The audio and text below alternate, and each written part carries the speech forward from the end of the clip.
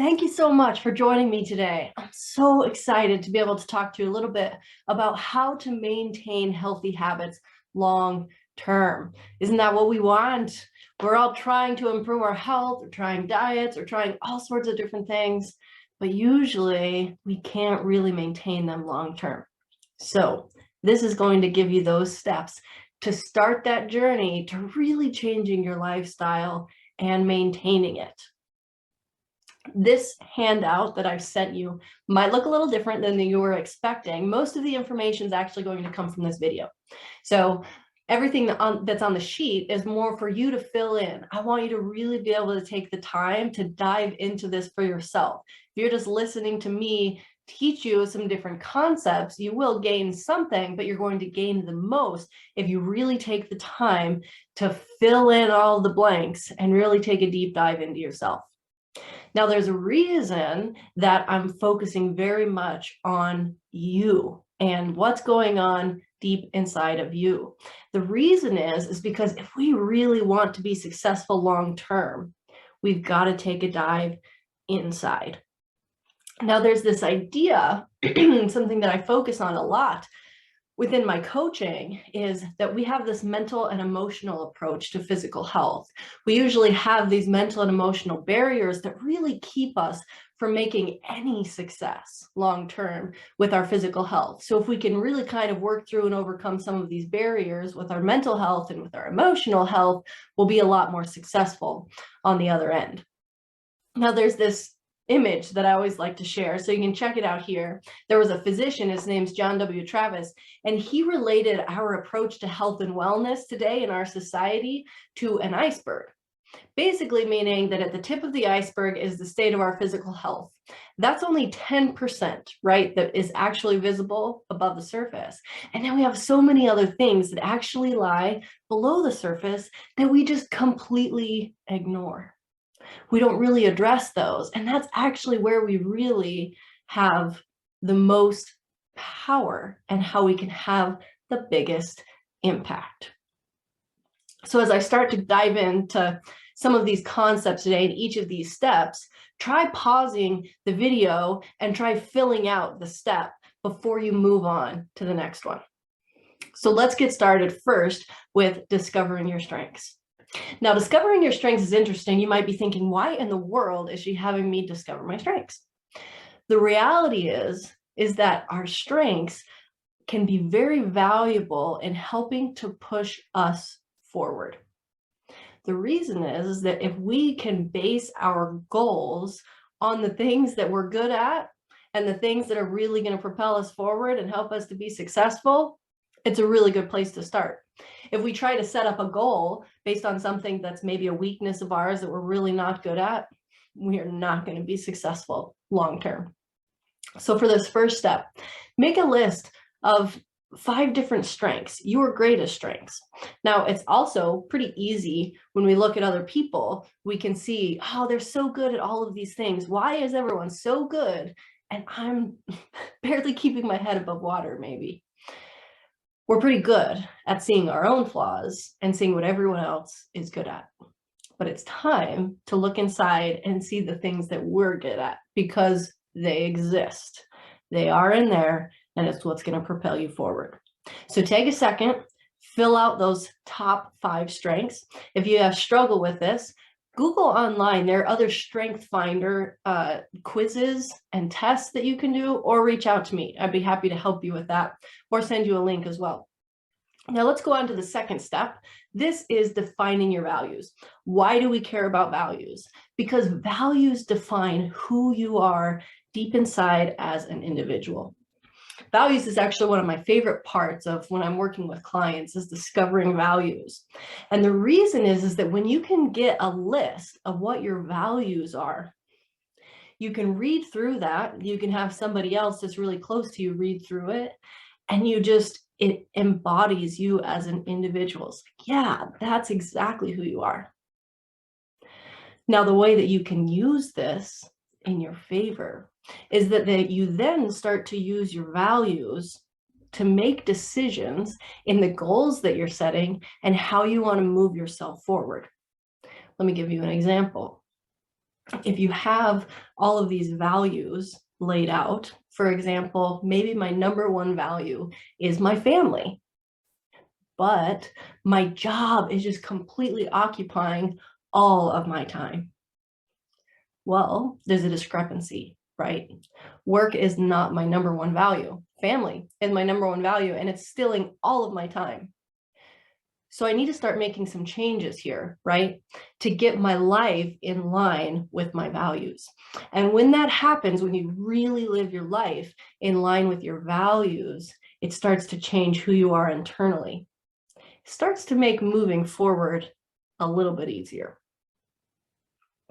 Now let's go on to this third thing on this list, is envisioning your ideal life. Now this might seem a little bit strange. Number one, there's a lot of power with visualization.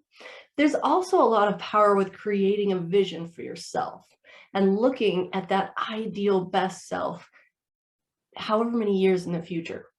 So for this exercise, let's take 5 years, for example. You look 5 years into the future and you try to start noticing, what does my body look like in my ideal life? What do I feel like? What's my energy like? Who's in my life? Who's surrounding me? What's the environment? What are all of these things in your life? 5 years down the road, your ideal life, what does that look like? And I want you to go ahead and I want you to write those things down. But I want you to be really specific in the things that you're writing down. If you want to take this a step further, you can try creating a wellness vision for yourself. Now, what this looks like is you're doing the same thing where you're looking at your ideal life in the future, but then you write it as though you're already there. Might be something like this. I am confident, happy, and the exact person that I want to be. I am healthy and exercising on a regular basis. I am 20 pounds lighter and I look good in these new clothes that I bought. It can be anything, right? But it should embody what you envision to be your ideal life. And then you write it as though you're already there. It's incredibly empowering. Now let's go to step number 4. Step number 4 is finding your why. Why do we care? It's incredibly important to find your why, to find why you're actually doing something. Now, these are our different types of motivation, right? This is where that drive to do something comes from. If we have our motivation based on external factors, for example, we want to be healthier because we want to look good for someone else. We want to live up to the standards of maybe family members or our community. We are afraid of failing, afraid of looking bad. All of those things are external types of motivation, and they are not sustainable long-term. What you want is to find internal types of motivation, where you're doing something because you absolutely love it. You're doing it of your own volition and choice. It's something where, maybe you eat a really healthy meal and you love it because it just feels so good. And you know that these things that you're working for are going to take time, but that they're going to be worth it in the end. Those are the types of motivation that you're looking for. And it helps us to start getting there when we dive into our why. Why do we even care? So start by answering the question. Or filling in the gap, I guess. I want to become healthy because, or I want to achieve this goal because, or so I can, and fill in the blank. Now, once you write that down, I want you to take it another step further. So then you ask yourself, but why? So maybe initially you said, well, I want to get healthy because I want to be able to have a beach body for the summer, or I want to be able to go out and exercise with my friends or play sports. So that's the first level, right? And then you ask, but why? Why is that important? And you take a little bit of a deeper dive. Why is that important to me? It's important to me because I love being with other people. I love being outdoors. It really just brings this joy and this fulfillment into my life. That's another step further, right? After that, ask one more time, but why? Take yourself even deeper. Why do those things even matter to you? And see where you end up. All right. So I hope you're able to find a deep why, a real sincere reason for why you want to move forward. Step number 5. Now, this one is a bag of worms. It can be really challenging, and there's a lot of information that we could talk about behind identifying your barriers. There are so many different types of barriers. There are external barriers, maybe if they had to do with food, for example, it could be seeing food on the TV. It could be driving past your favorite fast food restaurant. It could be having a pantry full of your favorite snack. That could be an external barrier. Another external barrier could be going out with your friends, right? And they're all eating these things, or you feel social pressure to do those things, so that to eat with them or to drink with them or whatever. That's an external barrier. Internal barriers are more emotional. They can be really deep internal barriers that maybe link back to mental health, past experiences. They can be emotional triggers. They could be stress related. You come home from a really, really busy day at work. You're super stressed. You're overwhelmed. You had a fight with a coworker or a boss or something. And in order to soothe yourself or calm yourself down, food is the answer. So that could be another type of barrier. So with this one, it can be a little bit challenging, but I want you to start to notice the things that actually lead up to this unhealthy or multiple unhealthy habits, or even things that keep you from achieving the healthy habit that you want to achieve. And then sometimes you have to work backwards, right? Figuring out what the underlying cause of those are, seeing if there's ways that you can kind of work through those triggers, or maybe, change your mind a little bit, work with your brain and change some of those connections to help you to move forward in the future. Now, that's something, like I said, there's a lot of information there. If you're interested in learning more about this, I have a 3-month online course that really combines mental health, emotional health, and then obviously physical health with your nutrition, 12 weeks of nutrition. So that's certainly something to check into if you're interested.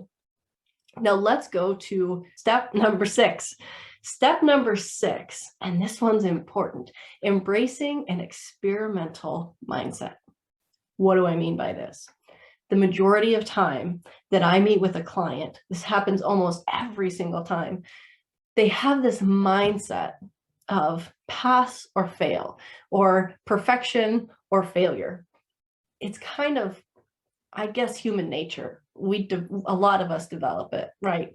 And we see this a lot in dieting too, that, we either do it or we don't. So we get on this regimented diet that we want to stick to, and then we ate a cookie, or we did something to not follow the diet. We fell off the ladder. We failed. We're never going to be successful at this. And lo and behold, we've given up because we failed. Now, if you can embrace an experimental mindset, you'll be much more successful in helping yourself to continue on. Now, what exactly do I mean by this? Well, let's say you set a goal, right? You set your goal, and then you set out to achieve your goal. When you set out to achieve your goal, you do your best. And when you finish, or maybe you determine after a week or after 2 weeks that you're going to evaluate how you did, you look at this goal as something that you were experimenting with. What went well for you? Then you look at, well, what didn't go so well? What are some of the things that got in the way? And most importantly, how can you set yourself up for success for the next time? How can you tweak this goal? How can you make some changes so that you can continue to move forward without feeling like a failure and that you're never going to make it? I promise you, you are not going to be perfect at achieving any of these goals.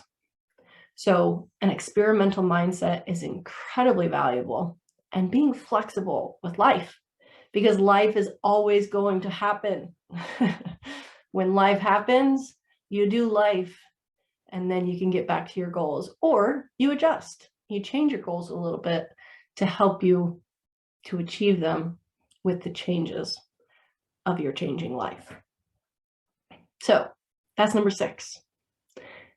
And number 7, last but certainly not least, celebrating small wins. What do I mean by that? We are all human beings, right? We have a natural tendency towards negativity. Now, you'll probably agree with me that, for example, say we were trying to do something for a full week. We were trying to eat a healthy dinner or eat fruits and vegetables for dinner every night of a week for 7 days. And then, well, you know, say you're coming on a coaching call, you come to me and you say, oh, I didn't even do it the last 2 days. Like, I just totally blew it. I totally bombed it. And my response is, what about the other 5? Oh, well, I did it for the other 5 days. Well, that's awesome, right? We need to be celebrating those things. We're focusing on the 2 days that we didn't do it, and we don't even acknowledge that we did it for 5. I mean, come on, right? Give ourselves some credit. We're never going to be perfect, but it's important. It's very, very important that you're celebrating yourself, that you're congratulating yourself for the small things that you're doing, because all of those small little things are going to add up over time. They're going to build your confidence. They're going to build your self-efficacy. And over time, you are going to be successful. So remember, celebrate the small wins every single day. Anything, any small win, congratulate yourself for taking a tiny step forward. And I promise it'll help continue to move you in the right direction.